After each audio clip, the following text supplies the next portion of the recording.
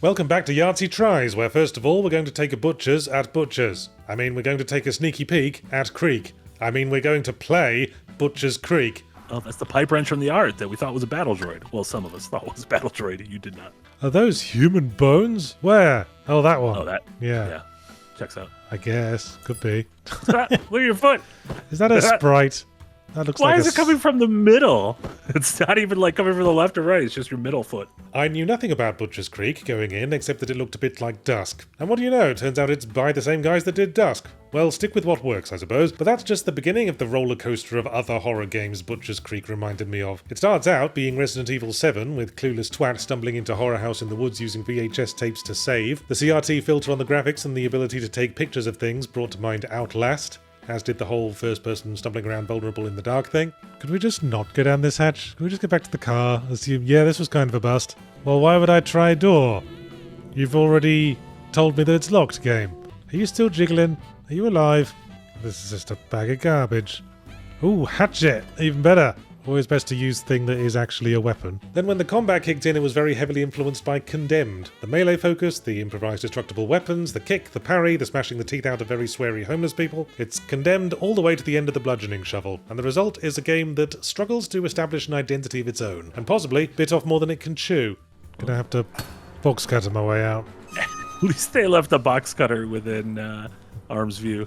Man, whoever kidnapped us sucks at it. You thought you were victimizing me, but it turns out you just made me angry and naked. Guess we'll find out if anything will bloody attack me. Can we take his clothes? Can his clothes become our clothes? I don't want to wear plaid. What am I, a fucking lumberjack? I think we may be brushing up against the developers' limits. Dusk worked because it was an over-the-top boomer shooter where you somersault across the room firing rockets at plaid-wearing chainsaw murderers, and the AI for the chainsaw murderers didn't have to be that sophisticated. Move to player, murder with chainsaw. You can't extend the same attitude to a gritty, realistic combat system like Condemned. The enemies in Butcher's Creek just come across as silly. Their animations are janky, they keep getting stuck on terrain or mysteriously pausing for long periods, and they're extremely easy to hold at bay by backing up and kicking them in the bollocks. Oh. Ow. Too cheap to make a death animation, are we? Do a little Leonidas at Thermopylae. Oh, look at Mr. Watched a few movies. Oh.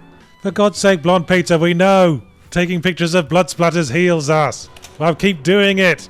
Why do you keep trying to inform me of that fact? Look, I will do it again.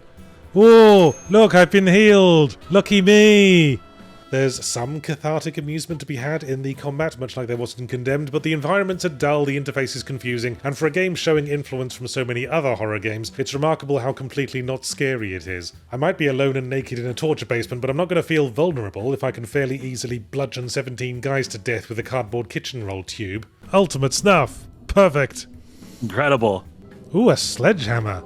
Yes, please. I feel like if you have a sledgehammer, you shouldn't have to find keys for wooden doors.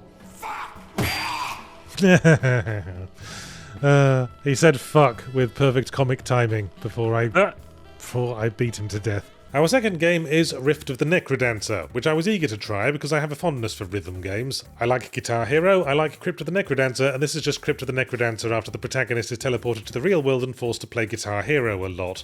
The way these characters keep bouncing up and down, it's like they're all busting for the Wii. Okay, can we play the game now?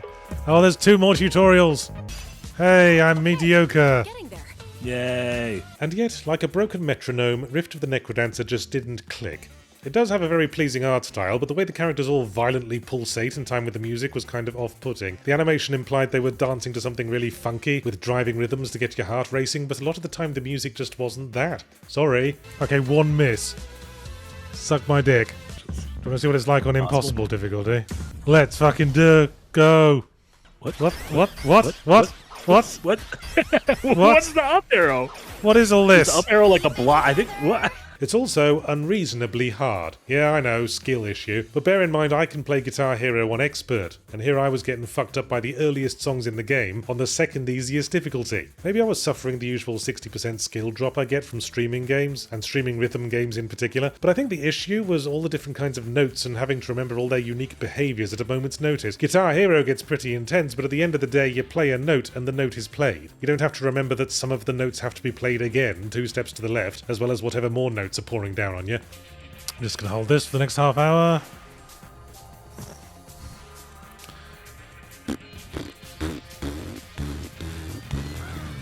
Man, there's a lot of very pale girls with brightly coloured hair in this game.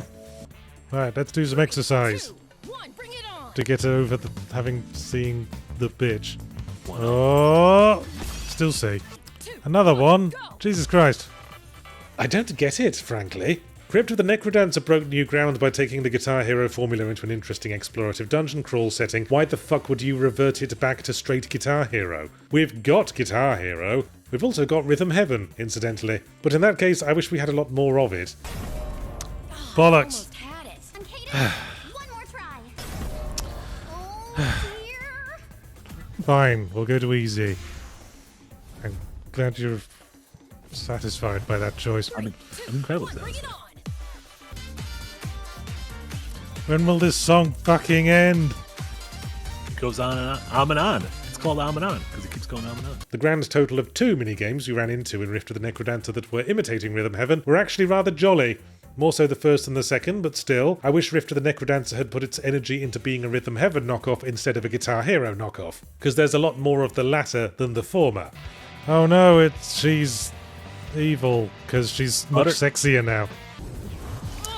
Alright, let's kill them. Oh no, she's purple, the evil colour. It's nice of her to stand here while we're doing this, while we're figuring Yeah. this out. It's very kind. Man, I'm doing much better since I knocked down to remedial school. I wanted to like this game, the art's really good, but at the end of the day I just wasn't having fun. The songs felt too long, and by the end I was going into them with the weary resignation of a production line worker starting their shift at the whack-a-mole factory.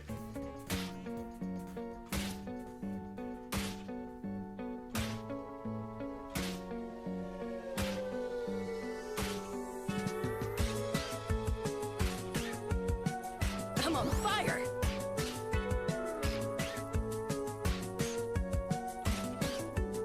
Our next game is a game about digging a hole.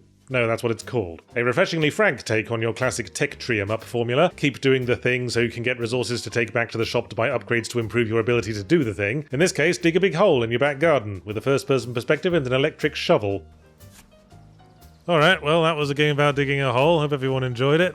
La la la la la. Just digging a hole in this game about digging a hole. Clicking games that Mindlessly just make waste- you do the same thing. Make you mindlessly waste time. Yeah, isn't that just Final Fantasy 14? Hey! Got him!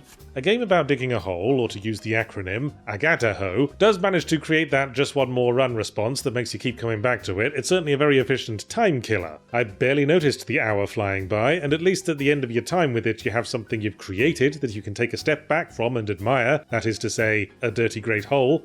Hello, what's this? Ooh, a money bag with 24 money. We never called the utility company to make sure we didn't dig into anything that would blow us up. Immersion ruined. Yeah, just dig. I mean, what are you? Pussy? Yeah. Come on. You clearly don't believe in libertarian ideals. So far beyond you, Stone, you have no idea. I shoot fire from my eyes and lightning from my fingertips. That all said, I came away feeling a little underwhelmed by Agadaho. The interface is very low effort, basic text and unadorned rectangles, and I suppose my hope was that I'd eventually dig my way into something other than increasingly more valuable rocks. We got all excited more than once because our little sensing devices were going widdly-wee to indicate nearby significant finds. We dig them out to find mysterious abandoned mining structures and shit, only to find all they actually contain is one box with more of the same shit as always. I'm a little worm, I slither down my hole. And I do some digging, and then I poo all over the place. I am a dwarf, and I'm digging a hole.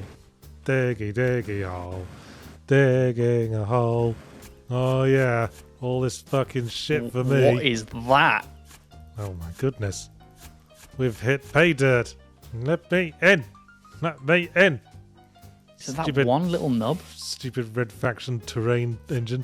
I was waiting for some kind of interesting discovery, not just more rocks with different colours. Where were the dinosaur bones, the lost Lovecraftian artifacts, the forgotten World War II era unexploded ordnance? Just something every now and again to keep me engaged in pulling on the thread. No, all I got was more build up to more disappointment. I couldn't even extract cathartic amusement from the dynamite because the explosions were such disappointing farts. Even dying because I misjudged the battery life or my ability to wiggle out of the awkward space I'd dug myself into wasn't that interesting. No one had just smashed cuts to me back on the surface with all my shit taken away. What have I found? Your battery, dude. Your battery. No! Not everything that references holes is a Junji Ito reference, you know. I make all this money digging up shit, but I spend it all on stuff that helps me dig up shit. I'm in a rut. No, yeah, I think that's just stone. That's fucking pedestrian shit. Does it stick, or do you have to... Oh, shit. Wait, was that it? Man, that dynamite sucked ass. Maybe more fun things happen if you stick with it. I only played an hour, but if they do, I needed something to whet my appetite earlier on, like a mysterious note, or the sound of distant, inexplicable banjo music. Our final game was Keep Driving, a sort of pixel art open-ended resource management game about being on a road trip that owed a little something to FTL, and a little something to Heading Out, and a little something to Pacific Drive as well, with the grid inventory and the car upgrading shit. Okay, am I scruffy homeless man or scruffy homeless lady? Theophilus. Relationship with my parents? Oh, very bad. I didn't realise parent reliability was something commonly put on that driver's license. Driver's license. Why have I got duct tape in my car? Who am I planning to kidnap? I don't want to kidnap my parents, they just talk my ear off complaining about my career choices. You're Dude in Car Esquire, and you drive from interest point to interest point on the map, interacting with random events as you go. It was a little difficult to pick up. Side note, always let us replay the fucking tutorial, game developers, in case someone else at the Players Games Media Company was using the same Steam account. I know you don't like it when we account share, but I don't like it when my dog steals leftover crusts from the kitchen table, and that won't stop him fucking doing it. Well, I feel like driving fast would probably be a useful skill to have. Yeah, fuck yeah. Going quick, getting pulled over by the cops. Yeah. Oh, yo! Oh, okay. Holy shit. I was supposed to press right on the keyboard, apparently. Potholes! Watch the fuck out, dude. The sticking point was this rather strange event system where whatever we encounter on the road, we're uprated by a number of symbolic icons and have to apply counteracting icons from our various equipped skills and items to make them go away. And then we move on. Oh, there's a rainbow. Oh! Oh. Oh, it's gonna be a good drive, man. Get out of the fucking way! Okay. Oh, not you motherfuckers again. Fucking sheep. What is this, fucking Dartmoor?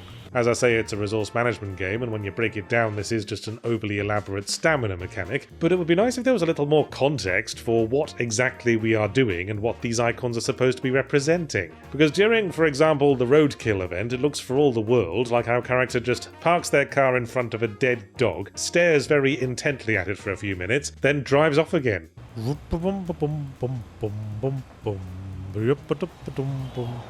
not the bloody potholes again. Abandoned car. Oh boy, gasoline. Now I can set fire to someone.